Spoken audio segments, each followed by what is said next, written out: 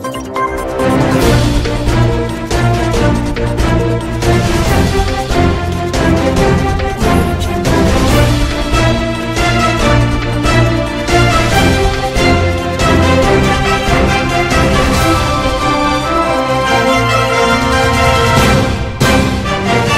est 19h à Koutchala, même heure à Oula, dans la commune de Songodou-Akora. Bienvenue dans cette édition d'information et voici les titres.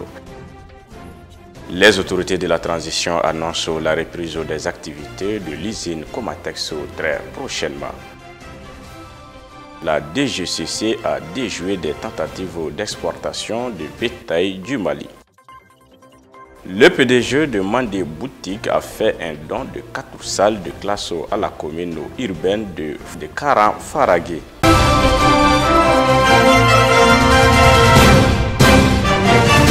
Le gouvernement a annoncé ce jeudi la reprise très prochaine des activités de la compagnie malienne de textile Comatex. Un conseil du cabinet présidé par le Premier ministre Dr Choguel Kokalamaïga s'est tenu sur la situation de cette usine fermée depuis près de 2 ans. Les autorités s'engagent à régler certains arriérés de salaire des travailleurs. Ces derniers disent ne pas avoir été saisis officiellement pour le moment. Suivons les commentaires avec Aïssata Maïga. C'est avec joie que les travailleurs de la compagnie malienne de textile et la population de Ségou ont accueilli cette nouvelle. Ils espèrent que cette fois-ci, cette reprise sera effective. Entendre que la Comatex s'ouvre encore, ça nous fait énormément plaisir. Mais on voudrait que ça perdure, que ça ne s'ouvre pas aujourd'hui et se ferme demain selon un habitant de Ségou. Cette annonce est également saluée par le comité syndical de la Comatex SA. Toutefois, ces responsables posent des conditions. Ils réclament les arriérés de salaire des mois précédents. Il faudrait bien qu'on sache comment on va reprendre. Il faudrait bien qu'on paye tous les arriérés, sans quoi nous, on n'entend pas reprendre comme ça. Pour une reprise aussi, il faut au minimum 2 mois pour entretenir les équipements, a déclaré Abdoulaye Djakité, secrétaire général du comité syndical UNTM de la Comatex SA. Pour rappel, cette société est fermée depuis août 2020 et le gouvernement promet le paiement de 600 millions sur les 2 milliards de francs CFA d'arriérés aux salariés de l'usine de textile. Le PDG de Mandé Boutique, M. Adama Doumbia et sa famille ont fait un don dans la commune urbaine de Karan-Faragé. Le don est composé de 4 salles de classe pour le Mendersa Nourati Maïmouna Konaté et d'un château d'eau. Ces joyaux ont été inaugurés par Maïmouna Konaté, dite Djoro Maï, en présence du maire de la commune urbaine de Karan-Faragé, les autorités traditionnelles et coutumières et religieuses. Ces dons s'inscrivent dans le cadre des activités humanitaires de M. Adama Doumbia. La cérémonie d'inauguration a eu lieu hier samedi 12 mars 2022 dans l'enceinte du Medersa Nourati Maïmouna Konaté à Karan-Faragé. Reportage Abdou Ouattara et Moussa Diallo. Hier samedi matin, la cour du Medersa Nourati Maïmouna Konaté de Karan-Faragé était remplie par les hommes, les femmes, les jeunes et les adolescents. La foule était animée par un sentiment de joie et de reconnaissance. La commune urbaine de Karan-Faragé a eu l'honneur d'avoir 4 salles de classe et un forage. Le maire du dite commune a reçu ces joyaux par la joie. Il a remercié les donateurs. Les sentiments sont des sentiments de joie, des sentiments de reconnaissance, des sentiments de prière, des sentiments de reconnaissance d'abord à l'endroit de Dieu, le Tout-Puissant, le miséricordieux qui a fait que, par ses miséricordes, que les Karan et Faragé, à travers une famille, la famille Doumbia, Adja Maïmouna de Djoro, et son fils Arama Doumbia, à travers tous les Frougnoros qui ont toujours eu le cœur pour la construction de Karan. C'est grâce à cette famille que nous sommes aujourd'hui heureux de recevoir 4 salles de classe pour la Medersa de Faragé. À la suite, le maire a invité tous les bénéficiaires de ces dons au suivi et l'entretien sans défaut afin de bien profiter des avantages de ces 4 salles de classe et les forages. Aux enseignants aux élèves, aux parents d'élèves, le message que j'adresse à tous, c'est de recevoir ce joyau, hein, de le recevoir, de l'entretenir. Comment l'entretenir? C'est fréquenter correctement ce joyau-là et le rendre propre, le rendre animé par la bonne fréquentation des élèves et l'assiduité des enseignants et l'assiduité des élèves. Et la bonne coopération, la bonne collaboration entre les CGS qui sont responsables aujourd'hui de la gestion décentralisée de l'école. Alors, il faut donc que ces différents acteurs se donnent la main pour que cet ouvrage serve l'éducation islamique, l'éducation du citoyen de Kara, bref, pour que l'islam, pour que la médersa contribue à la refondation du Mali nouveau.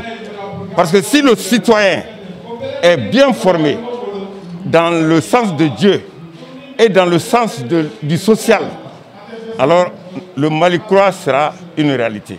Et c'est grâce donc à la famille de Bourlek Doumbia que nous sommes aujourd'hui heureux de recevoir cet ouvrage. Et je parle sous le contrôle de tous les frugnons qui sont là. Ça ne m'a pas surpris que nous soyons là aujourd'hui pour fêter cette reconnaissance-là. Un appel de soutien a été lancé par le maire de la commune urbaine de Karan-Faragay à l'endroit des bonnes volontés. Le MEDERSA a encore besoin de 5 salles de classe pour que les enfants puissent étudier dans les meilleures conditions. Je suis très à l'aise pour d'abord saluer les efforts de la station Nieta, le complexe Nieta, radio et télé. Et le message que j'ai à tous les partenaires et à toutes les bonnes volontés, c'est de doubler, parce qu'il y a 4 classes. Si on a 9 classes en dur, c'est bon, parce que quand il pleut ici, les maisons en banco là, entretenir les enfants là-dedans, c'est pas bon. Donc, les 5 classes, je sais que ce qu'on a déjà, les 4 qu'on a déjà, c'est beaucoup important pour nous. C'est à partir de ça que tout va partir. Donc les bonnes volontés qui sont à l'écoute, nous souhaitons que la radio Nieta et la télé Nieta nous aident à aller vers un partenariat gagnant-gagnant. Parce que déjà, la belle épouse qui est Adja Maï Konaté de Djoro, qui est notre épouse, elle a déjà la bonne volonté d'accompagner ses maris dans la construction de la cité. Moi, je suis très heureux et je prie Dieu que à Borawarmina, que l'argent là se fructifie davantage et que tous ceux qui concourent à les aider dans ce sens, que ceux-ci aussi réussissent leur mission. Adama Doumbia, PDG de Mandé Boutique, et sa famille ont réalisé beaucoup d'activités de développement dans la commune urbaine de Karan-Faragay. Si toutes les personnes ressourcées entreprennent les actions comme Adama Doumbia a fait, le développement du Mali sera une réalité. Le centre de langue de formation CELAF a organisé hier au 12 mars 2022 la remise d'attestation à sa 5e promotion au lycée La Lumière de l'hippodrome 1 du district de Bamako sous le parrainage de la marraine de cérémonie Adja Mariam Sila, suivant les reportages. Créé depuis 2012, le Centre de langue et de formation a pour objectif d'aider les vieux et jeunes à apprendre le Saint-Coran, ceux qui n'ont pas eu la chance à le faire. C'est dans ce sens que la remise des attestations de la 5e promotion a été organisée. Nous sommes réunis aujourd'hui pour la remise d'attestation à la 5e promotion. Donc ça fait 12 personnes, puisque chez nous ici, on a 2 cycles. Il y a 4 cycles consacrés sur l'apprentissage des tajwid. Donc après ça, on apprend les apprenants au fiqh, c'est-à-dire les règles de l'adoration. Donc les diplômes qui ont été remis aujourd'hui, c'est par rapport aux aux règles de tajwid. Ceux qui ont appris et ont maîtrisé aussi les règles de tajwid, donc on a voulu les remettre ces diplômes-là. Les enseignants sont souvent confrontés à des multiples problèmes. Pour la seule raison, les apprenants n'ont aucune notion des bases. Mais grâce au courage des maîtres, à 3 mois déjà, les novices commencent à devenir des vrais maîtres. La plupart d'entre eux sont des gens généralement qui viennent des écoles francophones. Ils ont fait des études en français, mais ils ne savent pas lire le Coran. Et il y en a même qui viennent du marché, ils sont commerçants au marché. Bon, il y en a même qui ne sont pas des commerçants et qui n'ont pas allé à l'école même. Donc, mais avec le courage, on parvient à les apprendre à lire les alphabets arabes, donc petit à petit jusqu'à ce qu'ils parviennent à lire le Coran. Le directeur adjoint a surtout appelé les lauréats à doubler d'efforts, car c'est le moment du pratique qui s'approche. Obtenir une attestation, ce n'est pas fini, c'est le début. Dès qu'on a reçu le diplôme, maintenant on est condamné d'aller au travail maintenant. Parce qu'on était sur le plan théorique. Maintenant, après l'obtention du diplôme, ce qui est demandé, c'est la pratique. L'islam est une religion de paix et d'entraide pour mieux accumuler des mérites avant le jugement dernier afin d'être parmi les hommes du paradis. C'est ce qui a poussé les responsables de l'école La Lumière à accepter ce centre au sein de son lycée. Notre enceinte, le lycée La Lumière, notamment fut le siège tutelle qui est le parrainage du centre de formation de langue du Coran. Inch'Allah, sous l'impulsion, et je ne vous oublie pas de le souligner, sous l'impulsion de notre directeur des études, M. Mohamed Keita, nous sommes là ici fiers ce soir d'accueillir le centre de langue de formation, notamment sur le Coran, Inch'Allah. Donc comme vous l'avez si bien dit, nous sommes tous des musulmans et c'est la religion, nous sommes tous des familles, nous sommes tous la même famille. Nous sommes des parents, comme Dieu l'a dit, Innamal Mu'minina Ikhwa. La cérémonie fut sanctionnée par la remise des attestations aux heureux lecteurs du Saint-Coran. À leur tour, ils ont exhorté tous les Maliens d'aller s'inscrire au centre de langue de formation pour la meilleure connaissance de la confession musulmane. Au regard de la situation qui traverse le secteur de l'élevage dans la crise sanitaire et l'embargo de la CEDEAO, des éleveurs empruntent le pied pour faire sortir les bétails du territoire national.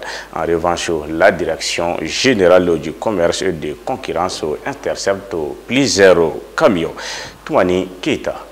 Depuis 2 mois, avec la fermeture des frontières avec des pays membres de la CEDEAO et de l'UEMOA, certains éleveurs et des commerçants de bétail ont emprunté la voie terrestre pour faire sortir les bétails. Selon des informations publiées sur la page Facebook de la Direction générale du commerce et de la concurrence, les structures déconcentrées de la dite direction interceptent plusieurs camions qui font la sortie frauduleuse de bétail sur pied du territoire national. On se demande pourquoi cette pratique.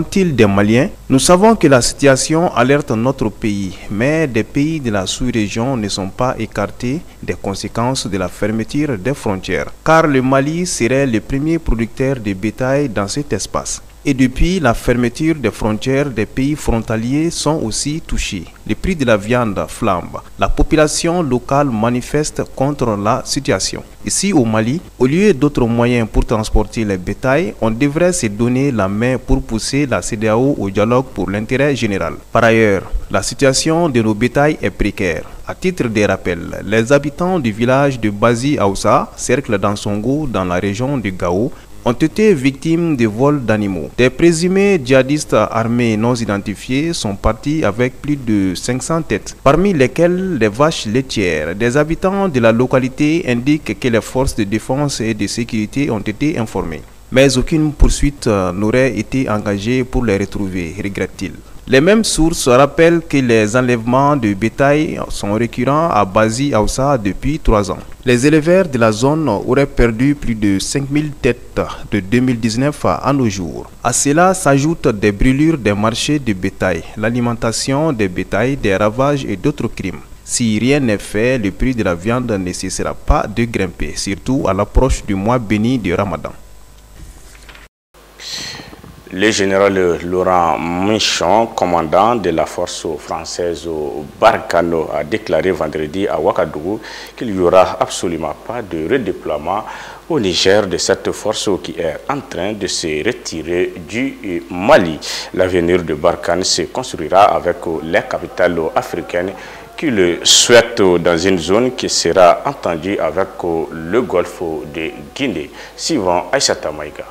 Le retrait de Barkhane ne consiste pas à se repositionner au Niger, mais à se retirer du Mali, a déclaré le général Michon lors d'une conférence de presse. Il n'y a absolument pas de redéploiement ou de repositionnement de Barkhane au Niger, a-t-il insisté. La France maintiendra dans ce pays la base aérienne dans son dispositif actuel, ni plus ni moins selon lui. Cependant, a-t-il précisé, un dispositif pourra par la suite être adapté au Niger sur la demande des autorités militaires nigériennes. Une fois que l'approbation politique du soutien occidental sera obtenue. Le chef de la force Barkhane a par ailleurs annoncé qu'outre les soldats français présents au Mali, les contingents italiens et suédois vont rentrer en Europe. Concernant le retrait de Barkhane du Mali, le général Michon a assuré que cela va se passer en coordination avec l'état-major malien, le but étant de faire le plus vite possible mais en évitant le vide sécuritaire et être sûr que les forces armées du Mali viendront prendre les postes de Gao, Menaka